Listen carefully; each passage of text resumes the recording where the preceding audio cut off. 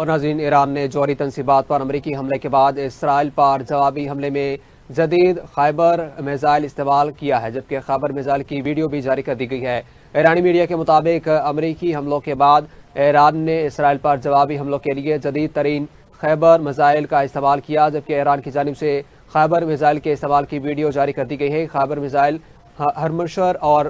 Family کی تازہ ترین نسل کی ہے، جبکہ یہ 2000 کلومیٹر کو مار گرانے کی صلاحیت رکھتا ہے۔ اسے اس طرح ڈیزائن کیا گیا ہے کہ یہ بغیر کسی پیچیدہ لانچر کے گہرائی میں موجود اسٹرائک اہداف کو نشانہ بنا سکتا ہے۔ آپ کو بتائیں کہ ایران کے اسرائیل پر تابڑتوڑ حملوں کا سلسلہ جاری ہے، جبکہ ایران نے جوہری تنصیبات پر امریکی حملے کے بعد اسرائیل پر جوابی حملے میں جدید خیبر اور میزائل استعمال کیا ہے، جبکہ خیبر میزائل کی ویڈیو بھی جاری کر دی گئی ہے۔ ایرانی میڈیا کے مطابق امریکی حملوں کے بعد ایران نے اسرائیل پر جوابی حملوں کے لیے جدید ترین خیبر میزائلوں کا استعمال کیا ہے۔ ایران کی جانب سے خیبر میزائل کے استعمال کی ویڈیو بھی جاری کر دی گئی ہے، جبکہ ایران کی جانب سے یہ حملہ کیا گیا ہے، جبکہ جوہری تنصیبات پر امریکی حملے کے بعد اسرائیل پر یہ جوابی کارروائی کی گئی ہے، جبکہ جدید ترین خیبر میزائل کا استعمال بھی کیا گیا ہے۔ خیبر میزائل کی ویڈیو بھی جاری کر دی گئی ہے، جبکہ ایرانی میڈیا کے مطابق امریکی حملوں کے بعد ایران نے اسرائیل پر جوابی حملوں کے لیے جدید ترین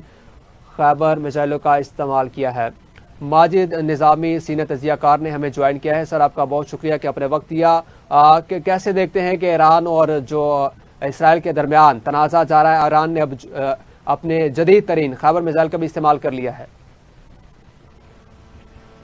جی بالکل، حالات اس وقت مزید خرابی کی طرف جاتے ہوئے اس لیے لگ رہے ہیں کہ پہلے تو امریکہ کی جانب سے 2 ہفتے کی مہلت کا اعلان کیا گیا، لیکن اس کے بعد ان کی جانب سے غیر متوقع طور پہ سٹرائکس بھی کی گئی، اور ان حملوں کے بعد ایران کی جانب سے جو جواب دیا گیا ہے وہ اس بات کی عکاسی کرتا ہے کہ ایران فی الوقت ہتھیار ڈالنے کی پوزیشن میں نہیں ہے، اور ان کی جو عسکری اور سیاسی قیادت ہے وہ اس بات پر متفق ہے کہ ان کے پاس جتنے بھی وسائل موجود ہیں ان کو مد نظر رکھتے ہوئے وہ اس کا جواب ضرور دیں گے۔ اور دوسرے مرحلے میں اگر جنگ کا جو دائرہ کار ہے وہ پھیلتا ہے تو پھر اس میں ایران کے لیے مزید آسانی ہوگی، کیونکہ فی الوقت اسرائیل کو ٹارگٹ کرنا ایک خاصا مشکل کام ہے۔ مختلف انٹرسیپٹرز موجود ہیں، ایئر ڈیفنس سسٹم موجود ہے، اور 2 ممالک سے گزر کے میزائلز کو جانا پڑتا ہے، تو کئی مشکلات ہیں۔ لیکن اگر پرشین گلف کی بات ہوگی یا امریکہ کے اڈوں کی بات ہوگی تو پھر ایران کے لیے زیادہ آسانی ہو سکتی ہے۔ سو ابھی ایران کی جانب سے جس طرح کا جواب دیا جا رہا ہے اس کو دیکھ کے بالکل یہ لگ رہا ہے کہ ایران اپنے آپشنز کو بڑی احتیاط سے استعمال کر رہا ہے،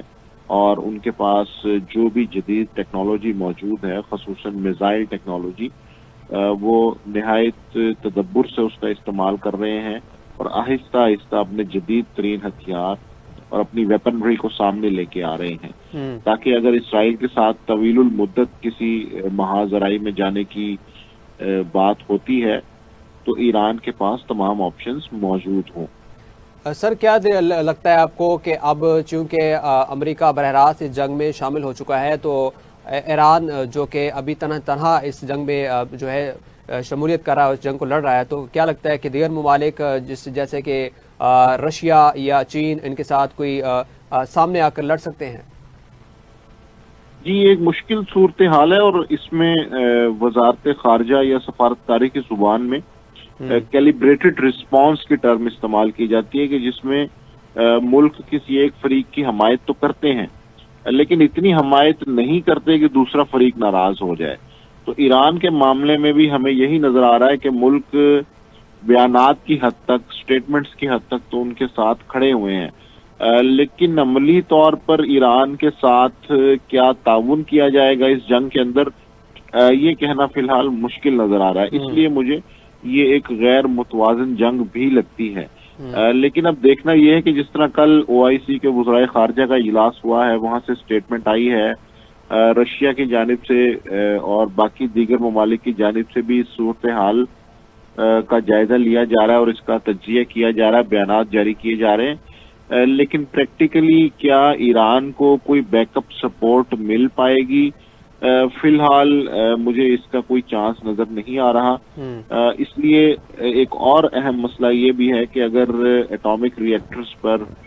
یا ایٹمی تنصیبات پر کوئی حملہ ہوتا ہے مستقبل میں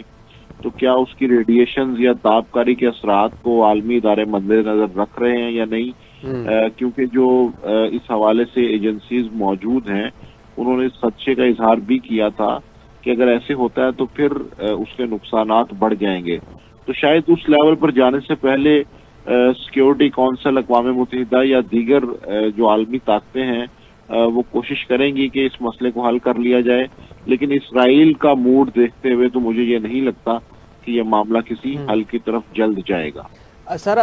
ڈونلڈ ٹرمپ کی جانب سے قوم سے خطاب کیا گیا، اس میں ایران کو وارن کیا گیا کہ آپ نے مزید اگر حملے کیے تو ہم مزید کارروائی بھی کر سکتے ہیں. تو اب چونکہ ایران نے دوبارہ حملہ کیا ہے اسرائیل پر، تو کیا لگتا ہے کہ امریکہ کی جانب سے دوبارہ کوئی حملہ کیا جا سکتا ہے؟ بالکل، جنگ کے وسیع ہونے کا خطرہ تو موجود ہے، لیکن اگر جنگ وسیع ہوتی ہے تو اس میں جہاں ایران کا نقصان ہوگا وہاں پر ان کو اہداف چننے میں بھی بہت آسانی ہوگی، کیونکہ ان کے ارد گرد جتنے بھی اہم سمندری مقامات ہیں وہاں پر جو عالمی طاقتوں کے یا غیر ملکی اداروں کے جو جہاز یا بحری بیڑے موجود ہیں، اسی طرح جو ملٹری بیسز ہیں، ایئر بیسز موجود ہیں، ان کو ہٹ کرنا زیادہ آسان ہوگا. تو بالکل جنگ کا سکیل بڑھ سکتا ہے، اس میں ایران کو ڈیفینیٹلی نقصان تو ہوگا، لیکن ان کے پاس آپشنز کی جو تعداد ہے وہ زیادہ ہو جائے گی. وہ زیادہ کمفرٹیبلی لانگ رینج کی بجائے کلوز رینج کے اندر بھی امریکی مفادات کو یا اسرائیل کے اتحادی ممالک کے مفادات کو نشانہ بنا سکیں گے. ٹھیک ہے، بہت شکریہ. ماجد نظامی سینئر تجزیہ کار ہمارے ساتھ موجود تھے. آپ کو بتائیں کہ ایران نے جوہری تنصیبات پر امریکی حملے کے بعد اسرائیل پر جوابی حملے میں جدید خیبر میزائل کا استعمال کیا ہے، جبکہ خیبر میزائل کی ویڈیو بھی جاری کر دی ہے. ایرانی میڈیا کے مطابق امریکی حملوں کے بعد ایران نے اسرائیل پر جوابی حملوں کے لیے جدید ترین خیبر میزائل کا استعمال کیا ہے.